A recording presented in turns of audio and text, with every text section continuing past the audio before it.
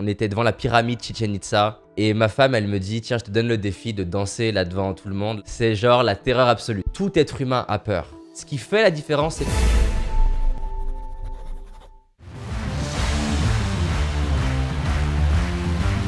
La confiance en soi, clairement, c'est quelque chose qui se développe avec le temps, qui n'est pas forcément évident à développer. Et en plus, il n'y a pas de garde d'arrivée. On développe en permanence et toute sa vie notre confiance. Tu vois, il y a ne serait-ce que 3-4 ans, j'étais dans une salle de sport. J'ai croisé Jay-Z, le mari de Beyoncé. Et quand je suis allé lui parler, j'ai perdu mes moyens. Je n'arrivais plus à parler. Et pourtant, je suis censé être quelqu'un qui partage des clés de confiance en soi. Et voilà, en anglais, j'ai pas réussi à être très très bon. Mais ce qui est important, c'est de se rendre compte voilà, que c'est un chemin. J'étais mal dans ma peau, complexé quand j'avais 15 ans. Jamais j'aurais pensé pouvoir ne serait-ce que faire le 10e de ça. Il y a plein de choses qu'on peut faire sur la confiance en soi, mais chercher un moyen de me dire, tiens, il y a quoi comme clés un petit peu rapides qui peuvent marcher quand tu as un petit coup de mou. Et donc du coup, j'ai fait un sondage avec différentes questions pour essayer de voir quelles questions favorisaient le plus la confiance en soi des personnes qui faisaient le sondage.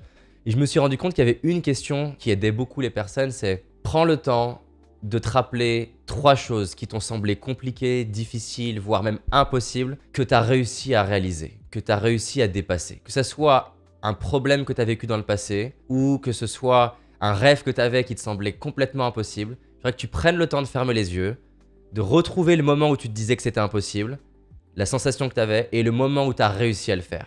Et toute la clé de la question, c'est pas de juste la comprendre intellectuellement, mais c'est qu'en fait, c'est impossible. Au moment où tu vois ce que tu as réussi à faire par le passé, en même temps que tu vois ça, c'est pas possible d'avoir en même temps peur. C'est un petit peu comme au moment où tu regardes ta main gauche, tu peux pas voir ta main droite en même temps. De la même manière, quand tu es focalisé sur ce que tu as réussi déjà à accomplir dans le passé, c'est très difficile d'avoir peur par rapport au futur. Donc un exercice qui est tout simple que tout le monde peut faire, c'est lister 3 voire 10 choses qu'ils ont réussi à accomplir dans le passé et prendre le temps de les retrouver, les ressentir. Et encore une fois, peu importe le domaine de vie. Je te donne un exemple. On était au Mexique avec ma chérie, donc ma femme. On était devant la pyramide Chichen Itza, qui est la pyramide Maya. Et ma femme, elle me dit, tiens, je te donne le défi de danser là devant tout le monde, là comme ça. Et elle me donne ce défi-là parce que danser, surtout à ce moment-là de ma vie, c'est genre la terreur absolue. C'est-à-dire que c'est la deuxième chose qui me fait le plus peur après chanter. Et donc, vraiment, je suis vraiment stressé, j'arrive pas. Clairement, je bloque. Et en plus, je m'en veux parce que je me dis, ah putain, tu partages des conseils pour avoir confiance en soi et tu n'y arrives pas, etc. Et pendant, je sais pas, au moins 45 minutes, j'y arrive vraiment pas, hein, tellement c'est phobique. Et en fait, ma chérie va dire juste une phrase ou une question, je sais plus comment elle l'a formulée. Mais elle va dire, David, rappelle-toi d'où tu pars. Et quand elle a prononcé cette phrase, j'ai revu le David de 15 ans qui était suicidaire, mal dans sa peau, incapable de lever la main en cours, qui avait envie de mettre fin à sa vie et qui, en voyant entre autres Martin Luther King, s'est dit « j'ai envie de miser sur moi ». Et quand j'ai revu ce David de 15 ans, je me suis dit « Attends, le David de 15 ans, il a eu le courage de lever la main en cours, il a eu le courage d'aller parler à des inconnus dans la rue, il a eu le courage de faire ça et toi, tu peux pas avoir le courage de danser là maintenant ». 2 minutes plus tard, je dansais.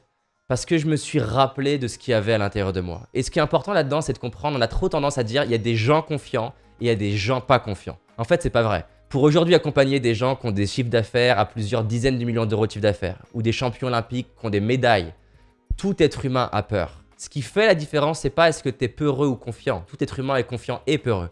Ce qui fait la différence, c'est la capacité à retrouver de la confiance au moment où tu en as besoin. Et entre autres, ça passe par la capacité à se rappeler qui tu es, à se rappeler du chemin que tu as parcouru, à se rappeler tout ce que tu as accompli depuis ton enfance, à se rappeler que déjà, oser entreprendre, c'est déjà un accomplissement en soi. C'est important de se rappeler de ce truc-là que même si au final, là demain, on devait déposer le bilan, c'est déjà une réussite d'avoir été jusque-là. Ça, c'est la première chose. En plus de ça, c'est pas parce que tu fais faillite demain que tu vas pas pouvoir te réinventer. Richard Branson, il a fait faillite, recréer des boîtes et aujourd'hui, ça va. On a aussi Ray Dalio, qui est un des plus grands investisseurs de la planète. Il s'est pris une grosse humiliation, je sais plus quelle année, il a tout perdu. Il était multimillionnaire, il a dû retourner dormir chez ses parents, vendre sa voiture et tout. Et aujourd'hui, ça fait partie du top 100 des milliardaires. C'est ça le truc qui fait qu'on a peur, c'est qu'on s'imagine que même l'échec, il est final. Alors qu'en fait, même dans le pire des cas, tu déposes le bilan, tu vas apprendre, tu vas te réinventer, tu vas pas perdre tout ce que tu as appris dans toutes tes années d'expérience et d'entrepreneuriat. Ça, c'est dans le pire des cas. Et avant le pire des cas, eh ben, y a plein de choses que tu peux faire pour transformer cette situation en opportunité. Il y a plein de manières de servir le client, il y a plein de manières de créer des offres irrésistibles en ce moment, il y a plein de manières de communiquer sur les réseaux sociaux. Ce qui est génial dans les moments de crise, c'est que cette force à te réinventer. Il y avait un guide qui fait visiter dans les villes. Il est passé par une phase de son entreprise qui était en difficulté. Mais ce qui est génial, c'est que ça l'a forcé à se réinventer sur les réseaux sociaux.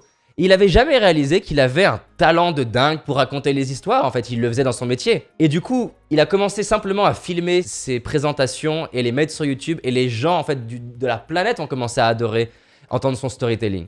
Il y a des personnes qui sont coiffeurs aujourd'hui qui ont un talent incroyable pour raconter des histoires, qui ont un talent incroyable pour peut-être expliquer comment coiffer. Peu importe, c'est l'opportunité en ce moment de communiquer, que ce soit en one-to-one par téléphone ou sur les réseaux sociaux. Ce qui est génial, et c'est ça qui est vraiment dingue, c'est que dans 10 ans, ou même déjà dans 1 an, il y a des gens qui vont se dire exactement comme Steve Jobs, c'était douloureux, mais le patient en avait besoin. Il y a plein de gens qui vont se réinventer et avoir un business qui va mieux marcher après Covid qu'avant Covid.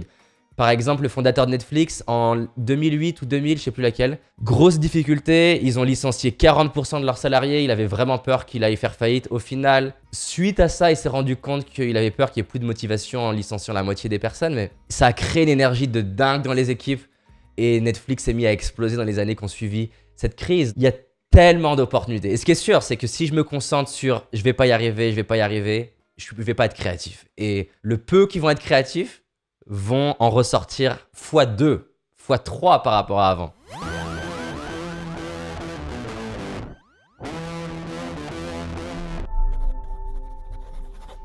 J'espère que la vidéo t'a plu, en tout cas je partage un message qui pour moi est vraiment important. Mets-moi en commentaire un rêve que tu as, si tu le réalises d'ici la fin de ta vie, tu serais vraiment fier de toi. Je vais lire chacun des commentaires.